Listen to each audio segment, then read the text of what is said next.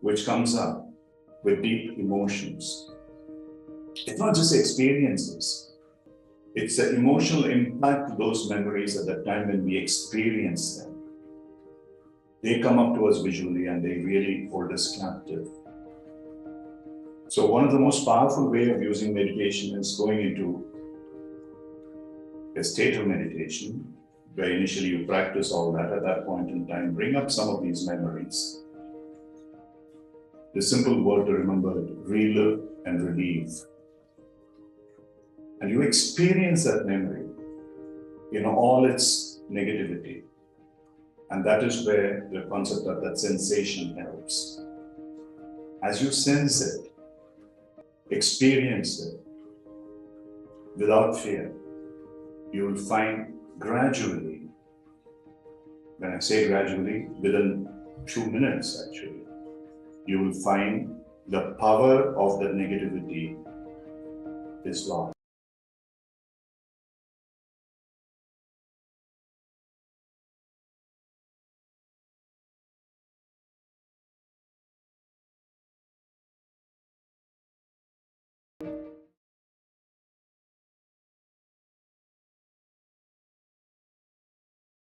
We have some really cool short programs.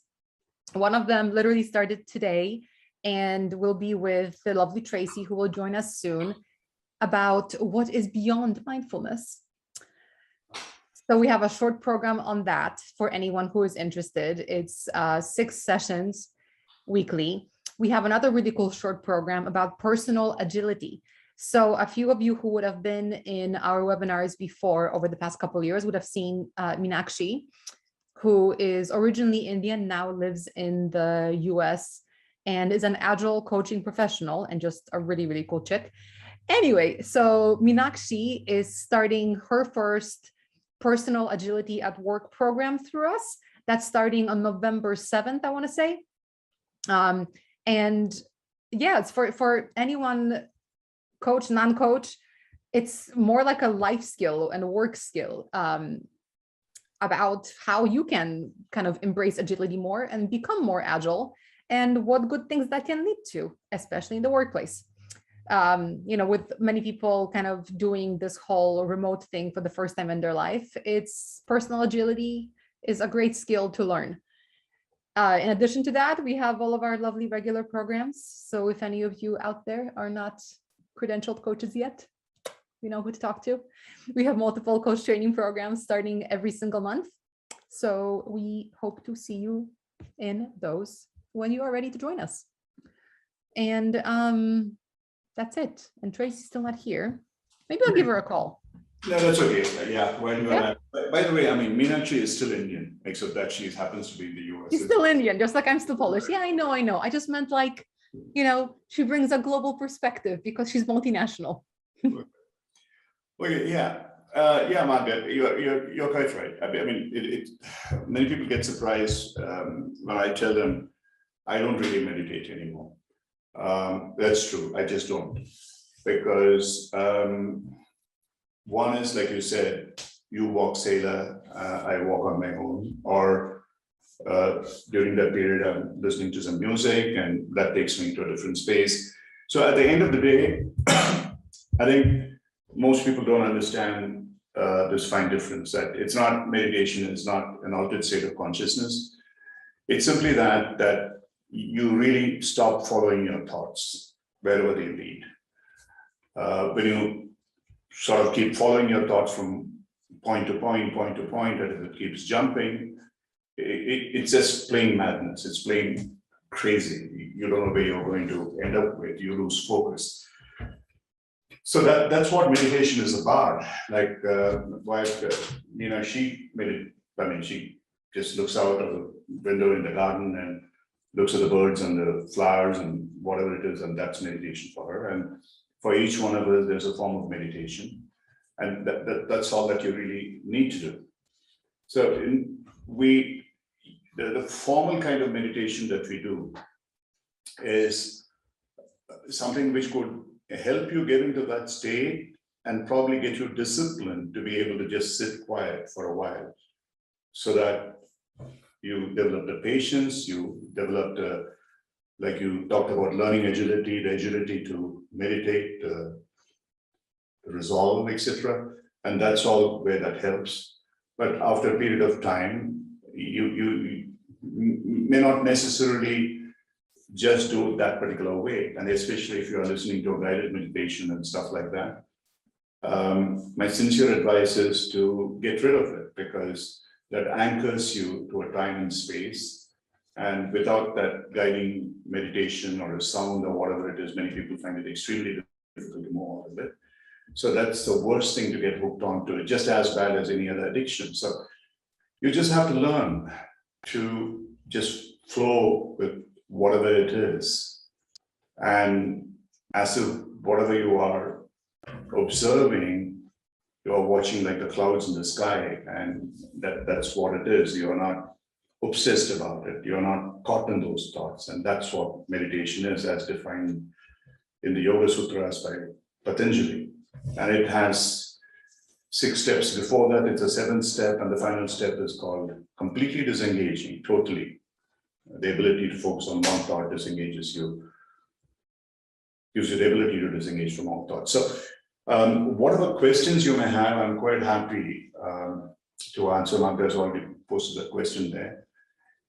As to, I mean, very often the question that are asked to me, do you have to meditate in a particular space, a time, particular clothing, or like Indians truly believe that everything that you need to do only after having bathed in the morning, or brush your teeth, or God knows whatever. None of it is important. You can sit down at any point in time of day. Generally, avoid doing it immediately after or within an hour or two of eating. Your stomach is full, so it's very, very possible when you try and meditate, you fall asleep. Well, it's very good to meditate while sleeping. It's not so good to sleep while meditating, so it doesn't really help you in any way. So those are the kind of things. Or if you can actually meditate while exercising, as long as you're in the flow. And that's what we very often call the zone. People, whether they are runners or walkers, after a while are swimmers, you just don't think about what you're doing. The same way as you're probably driving a car, very often you don't even know, and everything else is robotic. It just happens automatically, but you are in a space where you're on a flow. So it's very similar to what you might call meditation. It's not that you are fantasizing, but even if you're listening to music, you're listening to a podcast or something, it takes you to a different space. So you're able to manage multiple things at a time. So while meditating, that too can happen. The couple of things that I would like to try and relate it to today is, if you have no other questions specifically, is about one, how meditation as far as coaching is concerned can be powerfully related to reflective practice, which we believe in Coacharya is extremely important for coaches, and ability for us to move forward in terms of our mindset and self-awareness in coaching, not merely just as skills or competencies and markers. And the second, it also gives you the ability to delve deeper into emotions and sensations. And when you apply it in that space, it also helps you to heal yourself. I can briefly talk about it. That itself is a huge topic, but I can briefly talk about it. And also, there's reasonably good corroborative evidence today that certain forms of meditation, especially related to the energy centers or chakras, those can significantly impact our neurobiology in terms of neurochemicals, in terms of the polyvagal nervous system, the autonomic nervous system, and so on. So let me see if there are any questions here. A couple of them. Just be rather silencing his mind meditation. One thing that I always wonder about when it comes to meditation and the coaching space. Like, when is it appropriate for a coach to suggest to a client that they should try meditation? Like, is it ever appropriate? I don't know. Yeah, I mean, it's always appropriate as long as you're not intrusive. I mean, you can always offer it as a suggestion. It's not an advice.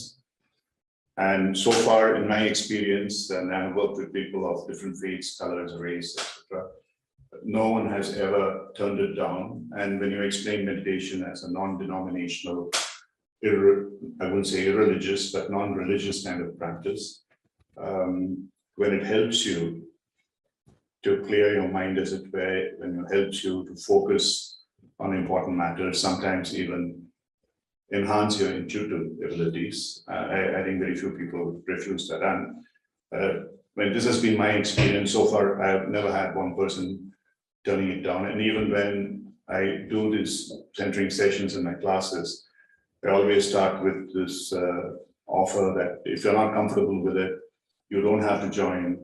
You can switch off, do something else, and come back. And so far, no one has actually done that. So I don't know. I wouldn't worry too much about the appropriateness of it.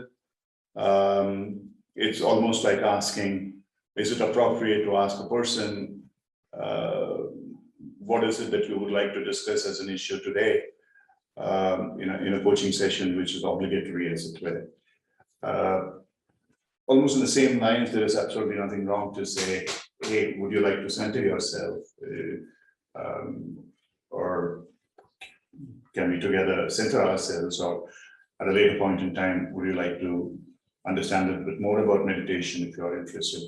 I can be of some help, and those kind of things. So, yeah, let me, a couple of questions that have come up here. And there was a question Subramanian had asked, just be rather than silencing your mind. I mean, Subra, I don't really see the difference, because when you silence your mind, you just are. Okay. Very often, this is what we keep saying in Coacharya, and many of our alumni talk about it now, is presence is exhibited when the coach is absent, which means the coach's ego is absent, the coach's judgment is absent, which is just that the coach is just there. The coach's mind is silent. So it all really depends on what do you mean by silencing the mind. To be absolutely honest with you, the mind is never silent. It's always at work. It's part of your autonomic nervous system. So it has to, when you talk about the mind is just not what you think is the brain and some part of it, which is the prefrontal cortex, which thinks. The mind, from a Vedic sense, as well as in what today we know very well, is neurobiology, consists of the senses, which are different parts of our brain, the peripherals, and what they sense in terms of whatever it may be, through the synapses, through whatever bits and bytes, they are transferred to the midbrain, which is the hypothalamus. And the hypothalamus, in fact, compares those sensations with what we have stored in our memory part, which is the hippocampus or the cerebellum. And after that, it gets passed on to the prefrontal cortex.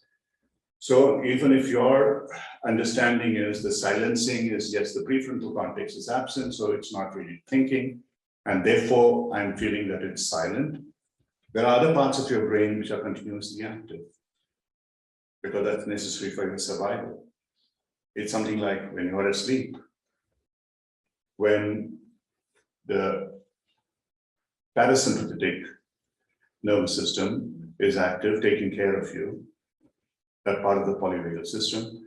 And so therefore, there's nothing silent. It's never silent. It's always active, which is one of the greatest fallacies that there is today.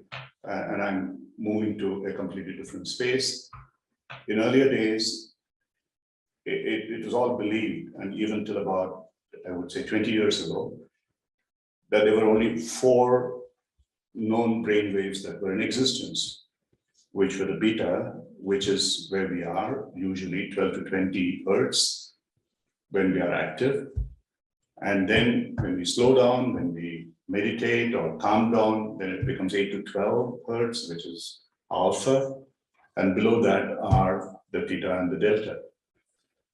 And it was always believed, and even now, a lot of people, especially TM practitioners, hold it very sacrosanct that meditation happens only when you are in the alpha state. And it's untrue, patently untrue.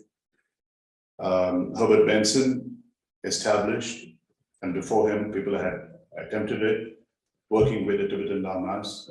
There is this breathing exercise called Chomno breathing, as well as the Tibetan monasteries where the initiates were made to sit outside in the snow, naked, with just a wet cloth around them.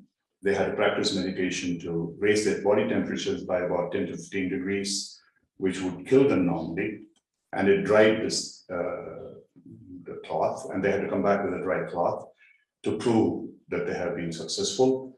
And at that point in time, the waves that were exhibited were gamma, which were 30 and above, 30 to 40. So my own personal experience, I might have talked about it earlier, is when I first did this in Singapore and measured, they said, yeah, one part of what you did was right. It all was healing, your color changed, and we were able to measure it, but you're not meditating. The machine didn't show that you were meditating. It showed that you were nowhere in that range. And it took another 15 years, if I remember, for this concept to be understood. And today, the measurement methodology goes up to 50, 60 hertz, which they never believed could exist. And I consistently touched about 35 to 40. I mean, I'm not arrogating myself to anything great, but meditation is active. All I'm saying is the mind is not silent. Active meditation doesn't mean that you are going off to sleep and because from theta to delta, if you go, you're really going into deep sleep, and ultimately you die if you're a flatliner.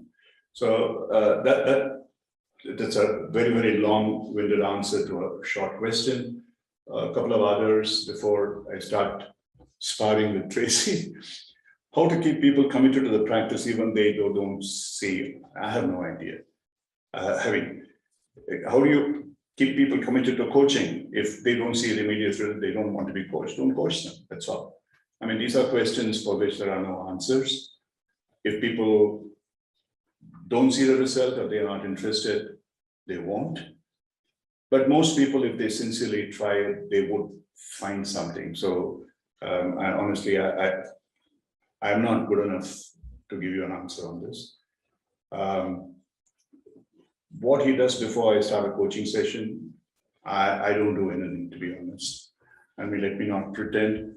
I don't sit there and gaze at my navel or do any of those things. I just am. That's about all. And what I only do is to leave my ego behind and come here and say, I don't know if I don't know. And if I know, and if I have validated it through my experience, I share with you. And if there are questions, yeah, to the best of my ability that I answer, that's about all. So there isn't anything, I mean, meditation is not something you do the same way that you don't in a coaching session. I mean, just the other day, in one of our classes, I was explaining about exploring body sensations. We have this process called LASI, which is about listening and observing, acknowledging and appreciating, sensing and sharing, and inquiring and exploration. And while inquiring and exploration, you use a process of inquiry to sensations, emotions, and thoughts. The reason we suggest that is thoughts, which are from the prefrontal cortex, they are often about perceptions. They are not about the reality. They are not even about what you really sense, because by that time, the sensations, the data, bits and bytes have been already filtered through your hypothalamus and hippocampus. And so what you're presented with, perceptions of your condition, not the true ones.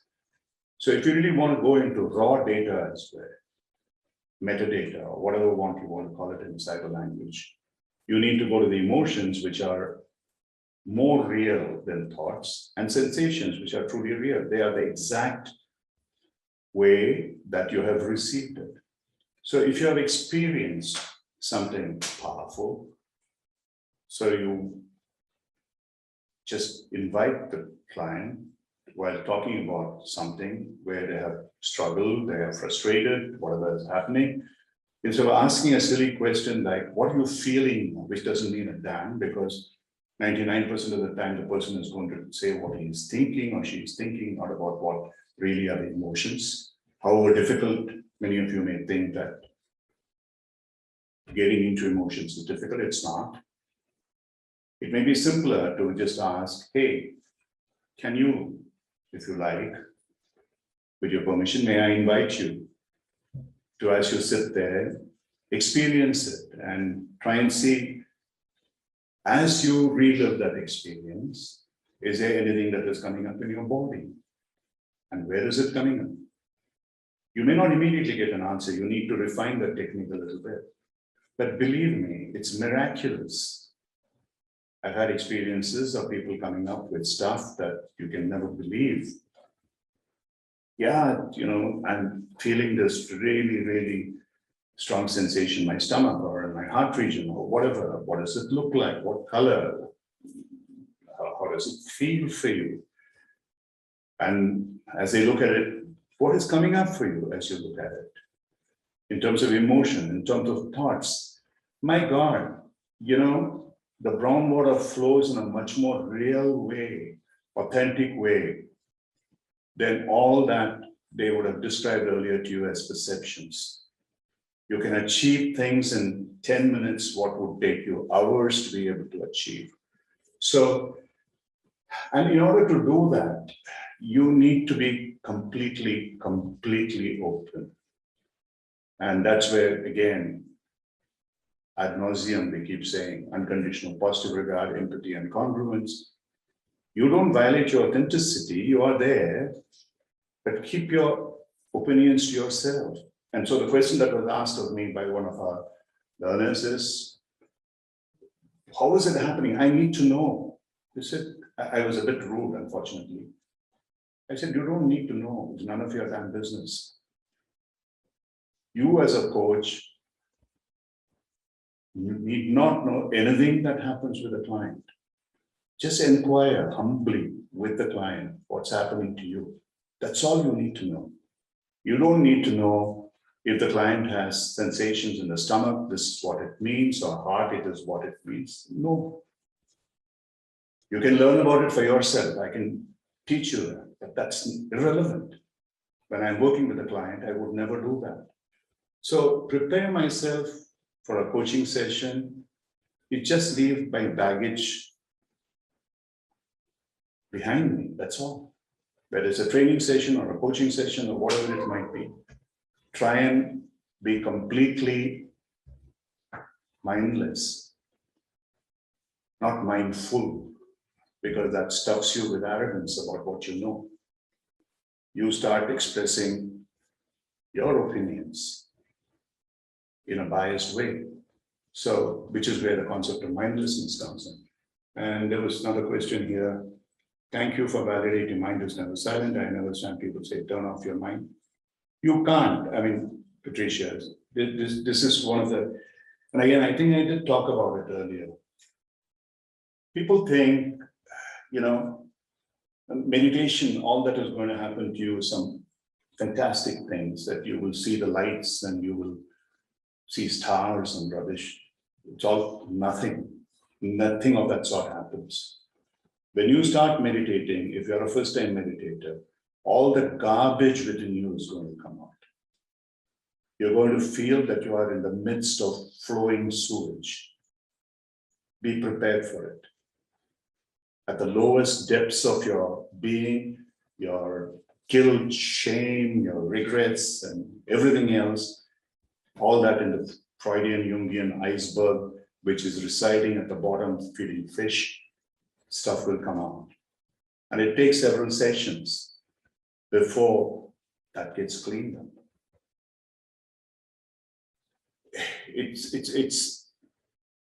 I mean, if you truly believe in meditation, if you go into deep meditation, I'm talking about all this little bit of going into trance states, subconscious and all that is fine. But some of you who've been with me through these programs, and if you really do some of these serious meditation techniques, go deep within yourself. If it doesn't happen, then you are not meditating. It has to happen. Those negativities will need to come out of you. They need to flow out of you. And once that is done, you feel cleaner and you get better. And it's a healing process. That's why meditation is healing. And then you can focus on different parts of your body to trigger certain emotions. We can come to that if you're interested. So yeah, thinking of something, what I meant for silencing may require an effort. Okay. What is the real goal of meditation? I have no idea. There is no goal to meditation.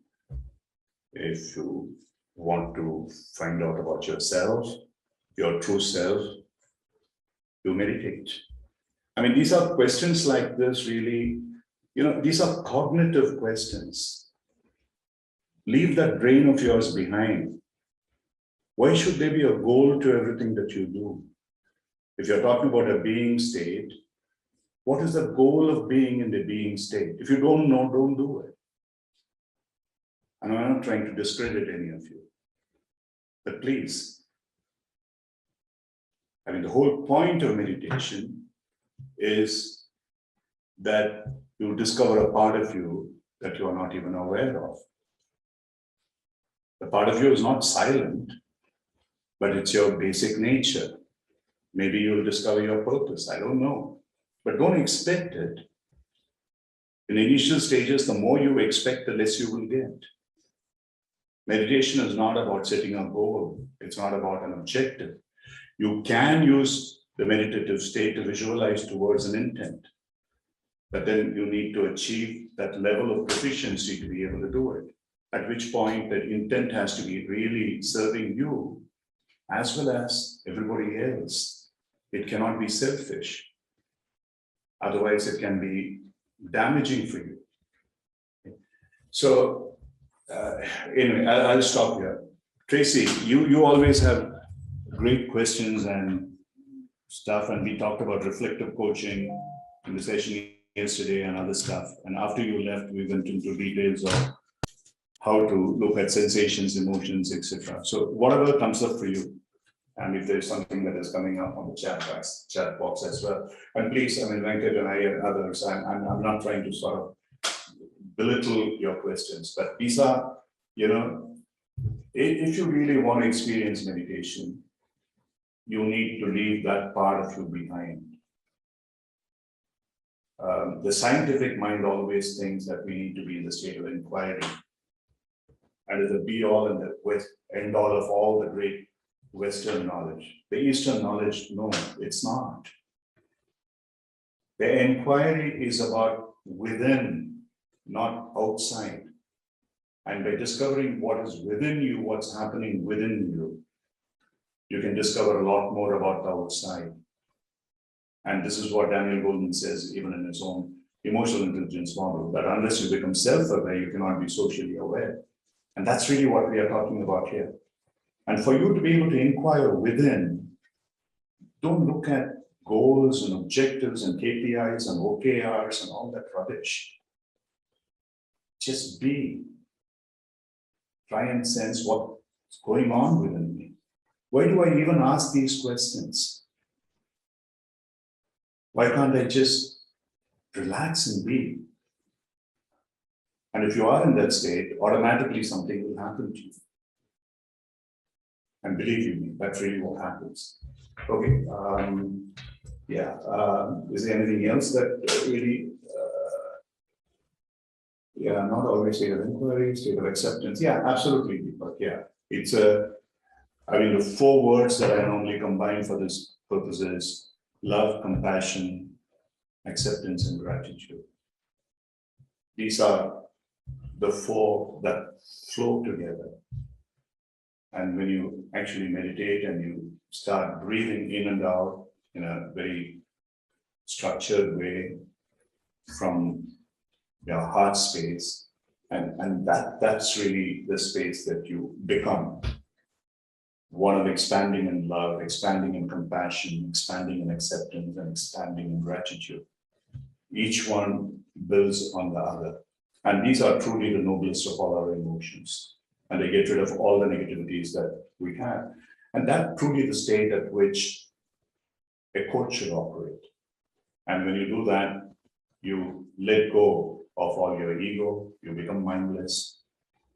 And so, I mean, going back to, I think, Marisa, somebody asked, if you want to, for me, it's not difficult, but for someone who's just starting on this, it's probably a little bit more difficult. My simplest advice when you want to get into that state is close your eyes for a few minutes before you get into any serious, be it coaching, be it any other kind of critical discussion. Breathe very, very deeply from below your navel, diaphragm. Hold the breath for a few seconds. Exhale very, very slowly, hold it, repeat this a few times, and then just focus on your heart region. And as you're doing this breathing, feel that you're expanding. You are expanding your energy into that of the cosmos. Visualize it, whether it's real or not, whatever happens, just feel that expansion. And think about love, compassion, acceptance, and gratitude. And some of these things in terms of love, yes, you can focus on someone you know, you truly love, and acceptance in terms of what is happening to you at this point in time, and gratitude, the people that you meet, and what are you grateful for, whatever that energy, the loving energy that created all of us. So once you get into that state, you are truly in a state of the spirit, the energy, the spirituality. And that's what coaching is. Coaching is not about earning $1,000 per hour. Coaching is about genuinely being connected with other person and to be able to help that person with unconditional positive regard. So you need all of it, the love, the compassion, the acceptance, and the gratitude to be able to do that. Yeah, over to you, Tracy. Sorry. Oh, that was beautiful. Thank you. A few things came up for me. We were talking before joining here about the idea of relaxing into presence. And so that's what I thought of when we were thinking about like dropping the goals, you know, like when we're in meditation, thinking about a purpose other than what you were saying, like feeling the awareness and the love and the gratitude. The whole point is to kind of just relax and be present and then learn to practice those states. And I guess, you know, what comes up for me, Ram, is as I'm trying to verbalize this is the metta meditation, which is maybe a little more of a concentric practice. I don't know if I said that right, really helps us practice being able to access that space. And I find that the more that I'm meditating and bringing up those feelings of love and gratitude, and usually that's by visualizing someone that I love and visualizing something that I'm grateful for, the more intuitive that becomes, and the more that I'm able to just drop in there when I notice myself getting caught up in my ego, or when I notice myself getting caught up in a reactive state.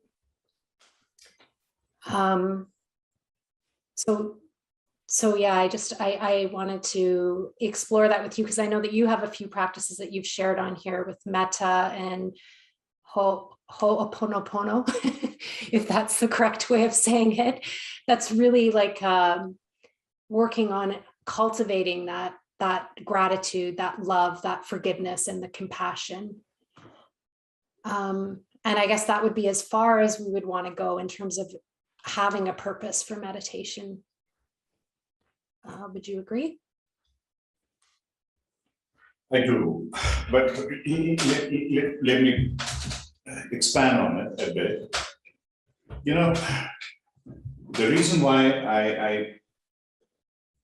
I was being very emphatic, not empathetic, about what I think Venkat or somebody put there as a goal, is yes, it is possible that finally you can, once you reach a particular point of ability to meditate, to use it as a visualization technique and to be able to set yourself an intent and so on. But that requires a certain amount of practice to cleanse yourself, heal yourself, and before you get to that state, because otherwise it can also be quite dangerous. It could be the kind of situation where be careful what you wish for, it may happen, and that may not necessarily serve you. Now to go back to some of the meditations, we did, I mean, the basic meditation I usually take people through in the last session where we did a combination of meditations over that 1 hour. Is the one where we start with a simple body awareness, the way that we sit, with our spine erect, which is the most important thing. And if you're sitting in a chair with your feet slightly extended in front of you, the knees always lower than your hips and your neck tucked in and your hands resting lightly on your lap or your chair, and anchoring with the first 2 fingers coming together, and then breathe deeply. And many people, I usually do my centering sessions with starting first to tense yourself a couple of times, 3 times, and relax so that you really, most people, or even myself, sometimes, when we say relax, you don't relax, you stay tensed. And unless you tense yourself and then relax and see the difference, sometimes it becomes difficult to even to relax. And then breathe in what I recently learned from someone sent to me, the 4-box technique or 4-point technique or whatever it may be, where you actually breathe in, inhale deeply, and hold it for a few seconds, exhale slowly, and hold it for a few seconds, and then inhale. And these need not be uniform. Usually the inhalation is deep, intense. The holding may not be for the same amount of time.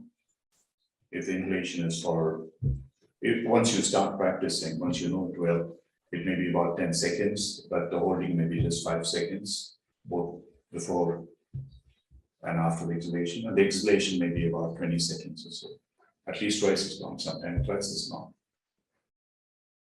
And those of you who haven't heard about this book called, I think, Breath by Nestor. It's a beautiful book where he talks about various experiences and various kinds of practices. And he talks about 5.5 cycles per minute, roughly about 11 seconds. In order to reach that as a normal state of your breathing, probably at least for about 15 to 30 minutes a day, you need to go into a much longer cycle of almost about between 30 to 45 seconds, which you can easily do. So that's the second part of it, body awareness, the breath awareness. And once you have done the breath awareness for a while, maybe for about 5 minutes or so, and generally, if you go back to that meditation technique, we go into the chakras, as it were. I usually start with the top of the head and go down from the head to the forehead, to the throat, the heart, the navel, the lower abdomen, the perineum region, and go up the same way. And as we go up, we visualize a beautiful ball of light, which keeps expanding, which is the energy, the Kundalini energy, which is within us. And then as it is moving up, it expands and expands and expands beyond your skin, the boundaries of your body and mind. And then when you are reaching the top, it's almost as if you are with the energy of the universe, which is expanding constantly. And what you spoke about, the metta meditation, is actually covered in this. This is what the metta meditation is about. Usually the metta meditation is focusing on the heart, and you expand. And sometimes it is done with a corollary to it. So you expand, and then you come back into the heart, and then you go deeper into your system at the cellular level. It's a more difficult kind of meditation. So some crazy things happen. I don't do it too often, but once in a while, just for the heck of it, I do it. Maybe you would like to experiment, get yourself smaller and smaller. It's like one of those tiny cameras that you swallow and they go into whatever smaller arteries and veins and stuff like that, and what's happening within you. It's just an awareness technique. And then we have gone through the elemental meditation, which is something that I put together from different sources, where we comprise of 5 elements: the earth, water, fire, air, and space, and go through each one of them, which normally for us frightens. We get buried in the earth, we can get drowned in the water, we get cremated in the fire, and we don't know what the heck is going to happen if we go out there in the air and space. But can you become more comfortable with it? And that kind of a meditation, elemental meditation, takes away the fear. So these are some of the things that you can do to prepare yourself to reach a sense of equanimity. But then you can also go specifically into spaces. For example, if you were to look at issues of invalidation, for example, that I don't feel loved, I don't feel people are acknowledging me, I don't feel liked. And therefore, as a result, I'm not able to love myself, and so it becomes a vicious cycle. So if you're able to focus on your heart and practice, whether it's metta meditation or any meditation, or even just visualize a bright ball of light in your heart region and expanding that light. And in parallel, just place those experiences that you are having. Don't obsess about them, but just bring them up for a moment and discard them. Bring them up for a moment and discard them and see what happens to you. And you will find gradually the effect of those will, in a sense, wither. They will go away.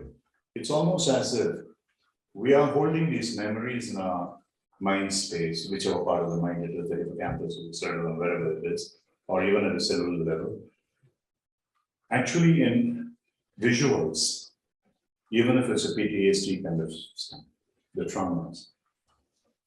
And if when we really get affected by them, they're triggered by something or other, it's a visual memory which comes up with deep emotions. It's not just experiences. It's the emotional impact of those memories at the time when we experience them. They come up to us visually and they really hold us captive. So one of the most powerful ways of using meditation is going into a state of meditation, where initially you practice all that. At that point in time, bring up some of these memories. The simple word to remember it: relive and relieve. And you experience that memory in all its negativity. And that is where the concept of that sensation helps. As you sense it, experience it without fear, you will find gradually, when I say gradually, within 2 minutes actually, you will find the power of the negativity is lost. You no longer have to worry about it. And I can guarantee you this, it will happen. You can try it with any emotion, a fear, something about greed, something about anger, something about being blamed or guilt or whatever it may be. The heart is the safest region for you to do it. But sometimes when it is about stress and anxiety, you can focus on your navel region. If it's deep fear, you can focus on your lower abdomen and so on. So there are different ways of how you energize them to relive and relieve. So you can use them as well. These are applications. And going back to what Venkat asked, I wouldn't set it as a goal of meditation. I'll get into meditation anyway. But once I have reached a stable state of meditation, when I'm equanimous, as it were, having gone through these cycles, then I would just place as an intent in my heart space what I'm hoping can happen. And that is something which serves me and serves other people as well. With love and compassion for other people, with a complete acceptance that this in the universal energy space has already happened as soon as I have placed my intent. But it will manifest itself to me when I am ready, and therefore express my gratitude. This is a very powerful form of visualization that we can all do. And I have worked with people, and they have come back and told me how much it has helped them happen. But it's not like, don't try it for winning a lottery. It's not going to work. If anything, you might lose what you have. But if you really would like to help yourself and help other people, and it's systemic in that sense, it's truly spiritual, reaching out. And believe you me, at least in my life for the last about 40 years when I have practiced it, this never ever not happened. It may happen slowly, it may take time, sometimes it happens in ways that I do not realize. But as long as I accept it and I'm grateful for whatever that has happened, it'll manifest itself. And so one of the first rules here is we often want pain to go away. It'll never happen. You can make suffering go away. Pain is mandatory. In life, you will go through pain, be it physical, be it emotional, be it whatever. You will have diseases. You will have, if you are body and flesh, it will happen. But it doesn't mean you need to suffer. The suffering is in your mind. So you need to separate these two, and meditation can help you separate these two. Even if there is pain, a simple way of feeling that I used to work with people at one time when I was a spiritual healer was to help them to focus on the pain. It may look as if the pain is increasing, but suddenly you will find, yes, the pain is there, but I'm not suffering anymore. I'm able to carry on with other stuff. It's not bothering me. It is not holding me back. So these are some of the things that you can learn to do with meditation. But please don't go with it as an intent. This is what I want to do, and therefore this is going to be my goal. There is no goal or objective as such for meditation. Yeah, Tracy, whatever that comes up for you now. Thanks. There's a question in the chat about needing to know the basics of how to start meditation. I guess perhaps this is someone that hasn't meditated before. Look, yeah, just go through the guided meditation. I think the last session's meditation that we did for about an hour, any of it initially, but after that, as I said, please discard the guiding part of it.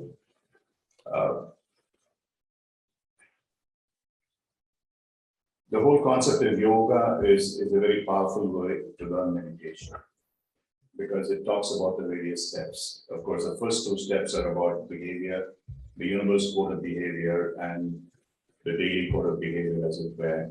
And you may or may not want to go through it deeply, but basically, any form of meditation only helps when you have a certain moral code for yourself, an ethical code for yourself, at least as non-violence and not being greedy and stuff like that. And from a physical sense, the first thing to do is to sit in a zone of comfort. You don't have to cross your legs. You can sit in a chair if you like. You can lie down and do, but that's not something that I would advise, because you can easily feel drowsy and go to sleep. But usually sitting in a hard-back chair or one with a hard back, with your spine erect, as I said, with your feet stretched out a little bit, with your hands lifted lightly. Tense yourself a few times, untense yourself, and then you breathe. And the breathing, the simplest way of breathing is, as I already explained, I'm repeating it for the sake of this question. Breathe deeply as you can from below your navel. Hold that breath for a few seconds, exhale very, very slowly in pulses, and then hold it again and continue this for a while. And after that, you can just focus on your heart and just be there, breathing, nothing. And thoughts will come to you. Don't stay with that thought. Just allow it to come and flow out, allow it to come and flow out. And sometimes suddenly you realize that, yeah, just I'm following up that thought, give it up and move forward.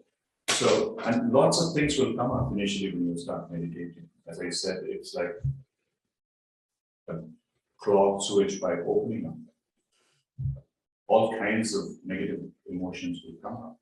Let them come up. That's the purpose of meditation initially.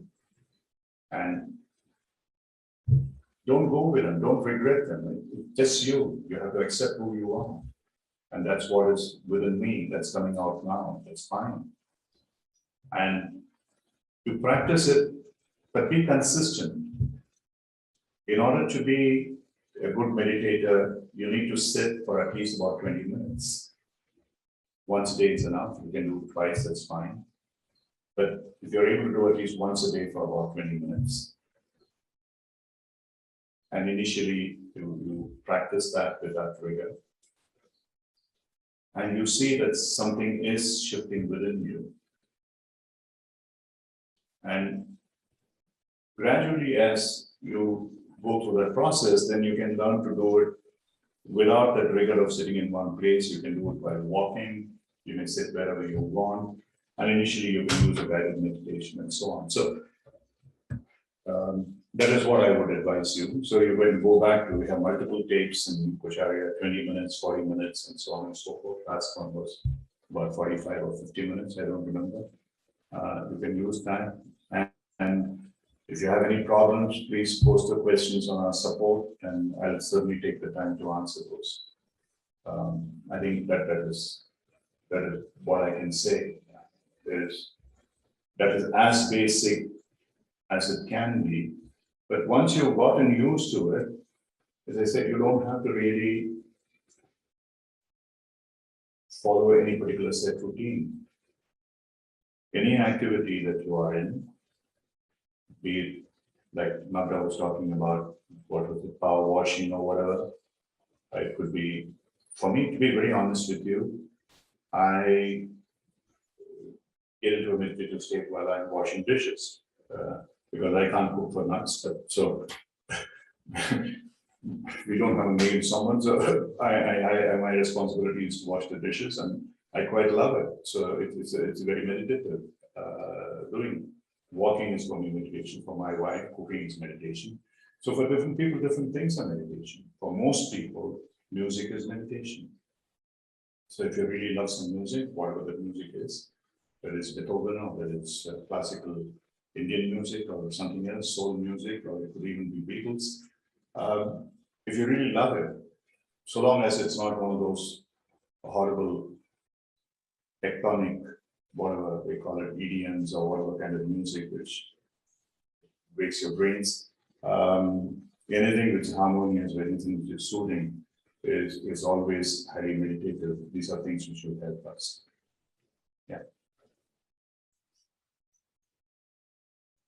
Yeah. Anything else? Nothing else in the chat. And I think one of the things that I've learned myself is to drop the expectations when it comes to meditation. And so along the lines of what you were saying earlier, and to realize it's going to be a different experience every time, and and not to get attached to the type of experience it is, because sometimes I'll feel like, oh, that was a really powerful meditation, and as soon as I start feeling that way, I'm measuring it against others, you know. Yeah, that's something that I've been kind of looking to let go of, is this idea of trying to attain or achieve anything, and just allow whatever is going to happen for me to happen in that moment. Tracy, this is where I think we need to understand the difference between an expectation or a goal from an intent. As long as it's an intent, which is, I interpret intent as something which is coming from a deep inner purpose, an inner meaning. It's not a want. Oh, my neighbor has a Mercedes and I don't have one, and therefore I want one. It's not an intent. It's a greedy want. But an intent is to fulfill a need.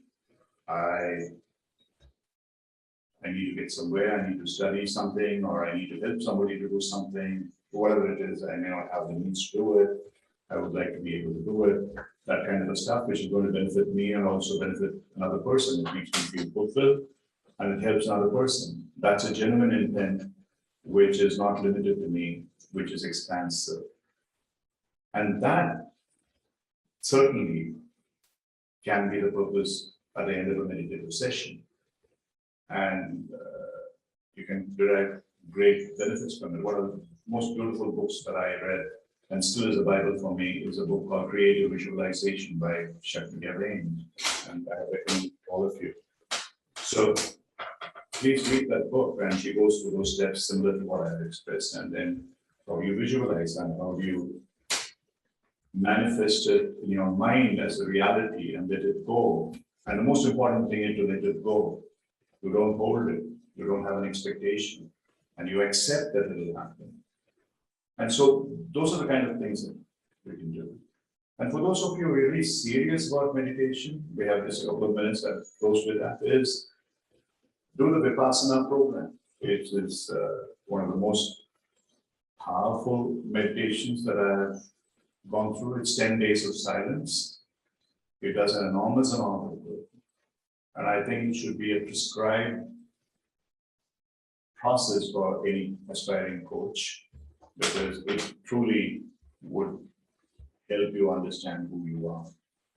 And without knowing who you are, without that self-awareness, you can never really be a good coach. And that is, in a sense, what a meditation like that can do to you. For Vipassana, Tracy, you can put it on the website, that's in the chat. It is www.dhamma.org, and it will give you, near your space, wherever you are in the world, you would have a place which provides you. It's free. 10 days, they only feed you twice a day. Last meal is at 12. After that, however much your stomach growls, you get used to it, and you have to be silent. For a couple of hours, you've got to sit in a space where you can't get out of that space. If you want to follow it, you can't speak to anybody, you cannot read, you cannot write, you cannot have your laptop, you cannot use your mobile, you cannot look another person in the eyes. So all the senses are completely blocked, and that is what is called pratyahara in the yogic terms. And pratyahara is achieved, and from there you move into dharana, which is focusing, and then from there breathing, and then moving into dhyana, which is meditation. And ultimately you end in the last stage of yoga, which is the samadhi that is engaged. It's an extraordinarily powerful space to go to. Okay. Yeah, the website is there. I think Tracy has already put it there, Gail. It's there, www.dhamma.org, or just type Vipassana, Vipassana, and you will get the website. It's a global website. It will give you video to multiple locations and where the courses are available. Usually they are booked for a couple of months in advance, maybe more, but it's worth waiting, worth going. I wouldn't say it is easy, but it's a life-changing experience. Okay, thank you guys. So we've had 3 sessions on meditations. We are done with it, and next week, next month, we will have something else. I think whatever it is. I mean, Tracy, you had some ideas, somebody else had other ideas, self-coaching, self-inquiry and stuff like that. We will get into it. What are the other things that can expand our worldview of coaching? Take care, all of you. Bye. Bye. Thank you.